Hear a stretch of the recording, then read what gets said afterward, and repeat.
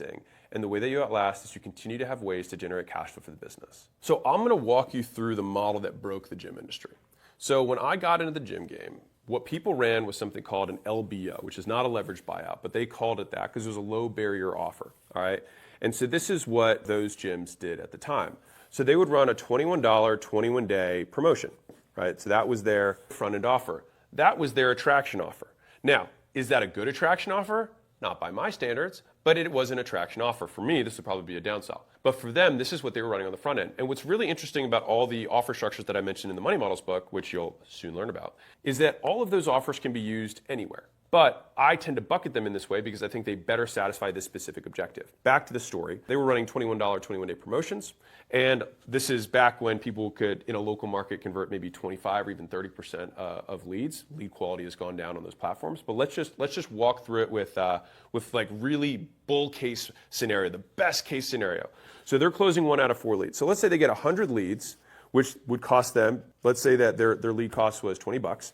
All right, so it's going to cost them $2,000 to get 100 leads. Okay, fine. Now, they're going to convert 25% of these leads, and their price point is going to be $21, which means that they're going to make $525. Well, that's in the first 21 days. Now, of these 25, what percentage of these people are going to convert to continuity? This guy, the membership. Well, the industry average for these types of trials is 35%. So let's just call it a third and say 8 of those people are going to convert, and let's say that their price point is $99. All right, so now they have another $800 here. Okay, fine. Now, the average stay of a customer that's at $99 a month is going to be usually, and this is kind of sad, somewhere in the neighborhood of like 5-ish months for the industry average. It's much lower than you think it is. And so that means that they've got another $4,000 that's going to come in off of these 8 people. So all we have to do is add this up. So they got 525, they got 800 at the conversion, and then they got 5 more months. I'm actually technically giving them 6, but let's give it to them. That means they were at 4,800 plus that, we're at 5,325. Now, if they spent $2,000 to make that, it's okay. You know, they made some money, but they still have rent, they have admin, they have trainers, they have other stuff that has to get factored into this. I'm not even taking into account gross profit here, which is a huge factor. All right, but let's just leave it at these numbers. That's okay. You can kind of compete, you'll live, but you're probably not going to make much. And so this is what I did in the gym industry, and this is what changed the game. I'll put this little number here. So remember we had 100 leads, right?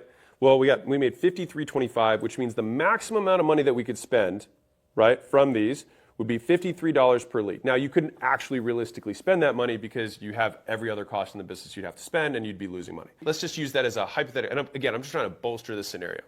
Now, what we did was this. Someone would come in and we ran a free 6-week challenge or a 6-week challenge, 42-day detox, 42-day transformation, tons of different wrappers, but basically a 6-week thing. All right, and so let's say we got our same 100 leads. Now, our 100 leads, especially if we had a free offer on the front end, would be usually about half the cost. And so that means that, let's say we were spending, they spent $20 a lead, we'd spend 10. Now, I'm gonna make this the worst case scenario for this one. So let's say we spent 20. We spent the same amount for these leads, even though we wouldn't. Let's just say we did. So we spent the same $2,000 to get these leads. Great. All right, these are our leads. Let's say we convert even less of these leads. All right, let's say that we're going to convert 15% of these leads. So we're going to get 15 sales. Now, important point. I had the perspective that when someone signs up for something like a gym, their highest point of motivation is the moment they walk in the door.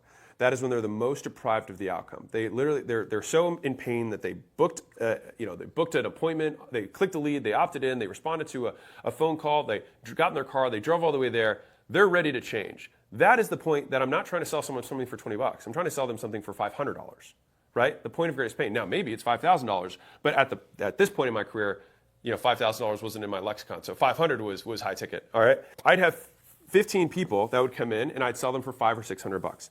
All right, so let's just use 500 as simple math. So we would make $7,500. Now, mind you, this is up front. So that means that if I'm spending this money to get these customers in, I'm already positive. I still have my membership. I still have other things that I can sell on top of that. But remember here, we had to wait a month plus to get to this $5,325. Here, I'm getting it day one. But after that, I realized, wait a second, all these 15 people, I'll bet you I could sell 12 of them on supplements. And so the average person there would spend about $200. So I'd make $2,400. Now, gross profit on that, you actually have physical costs there, but I ran close to 80% gross profit on the products that I sold. That was roughly $2,000 in gross profit that I'd make from selling these 12 people. All right. But you'd be like, okay, well then that's already, $9,500 compared to the 53. And this is all within the first 48 hours because I'd sell these people within the first 2 days or so. And you might be thinking, wait a second, I thought they just bought a gym membership. Why would you sell them supplements afterwards? Because people have different wallets. They have different needs that can get satisfied. And so just because you spent all your money on your membership doesn't mean you spent all of your supplement money. And once you spend all your supplement money, what else are you going to do? Well, you're going to have gym clothes, which is a different wallet. And then once you buy your gym clothes, what else are you going to buy? You probably have to get food. That's going to be your new fitness food, right? So all of these things have these different buckets that customers are willing to spend money on. And the business that's able to capture the highest percentage of that money in the shortest period of time is the one's going to be able to outcompete and outspend. Now, let's continue. So for me, remember this is a 6-week thing that I sold them on. But does that mean that I wait till the end of the 6 weeks to sell them something else after the supplements? Of course not. What would I do? Well, I would say, hey, we can take your $500 here, and if you want, we can credit it forward for the year. How's that sound? If you just choose to stay with us afterwards. Now, in the first scenario, I've got no leverage. Right? I can't say like, hey, you gave me $21. Why don't you put that $21 towards your $99? It's like, who cares, right? But if I said, hey, I'm going to take your $500 and put it towards a year, that's real money. And so all of a sudden, I could get somewhere in the neighborhood of around 70% of people, so double the percentage here, to take the next offer. And so I take my 15 originally, and I've got about 10 who stay on the back end. Now, at this point, because I learned a little bit more about pricing, instead of charging $99, I'd be charging $250 a month. And then that would knock me down to about $200 per month for my large group training studio. Now that means that I've got $200 per month, which means $2,000 per month in recurring. Now let's assume that I had the same stick as them. Let's just assume that. Well, now I've got $10,000 here, right, in total, because it's times 5 months. So I got 10 grand here. But wait a second, do you think there's anything else we could do? Great idea. I said I had 6 weeks, right? And I got a percentage of these people to say, hey, I'm going to continue on and credit my money. Fine. What happens at week 6 here? Well, I would still weigh them out from their promotion that I had. But what else would I do? I'd say, hey, you're already committed for the year. If you want, we can save you another 10% if you just prepay today. I saved you $500 on the first one. I'm going to save you another $200 or $400 if you take 10 or 20% off. Like, why not? And I would get somewhere in the neighborhood of 20 to 30%-ish. Not a promise, not a guarantee that if you do this, this is what's going to happen. I'm just giving you a rough estimate, right? And so that means that I'm going to get 2 or 3 people, which kind of factor, I'll say in my experience, it's like 20-ish% of customers, so 1 out of 5 will buy something that's significantly more expensive. So customers tend to be fractal, 80-20, right? And so here, I would get somebody to then spend, call it $2,000. And so I'd make, let's just call this $5,000. We can take the average here. $5,000 extra. Now let's add up the difference here.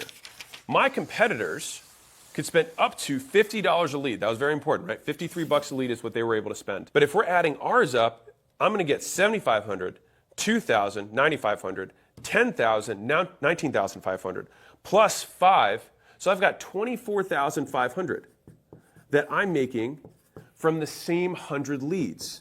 Remember? Which means that my ability to spend is that I can spend $245 per lead at max. Look at your bank account. Now look at mine. Now look at your bank account. Now back to mine. Sadly, it doesn't look like mine. But it could if you joined Skool. Come with me. Where are you? You're at a party, but not just any party, your party. And you get to decide who's invited. You can come in, my dear. You cannot. Give me a moment.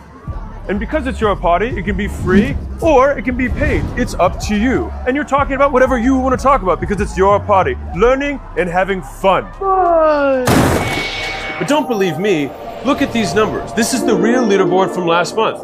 And sure, I could talk about Bill, who's making $62,000 a month, helping people bookkeep better. Or Jamie, helping women invest, making $41,000 a month. But what about the average Skool community? Well, the average paid community makes $1,360 per month. How about them apples? What's that? The ticket to the thing that you've always wanted to go to. My headquarters here in Vegas. Become one of the top 10 communities and you can fly out. Look over there. The ticket is now a torch. No, it's an engagement ring to the business of your dreams so that you can marry it forever. Because 1 out of 2 businesses on Skool create money online. Anything is possible on Skool. Click the link to start for free. I'm on a horse.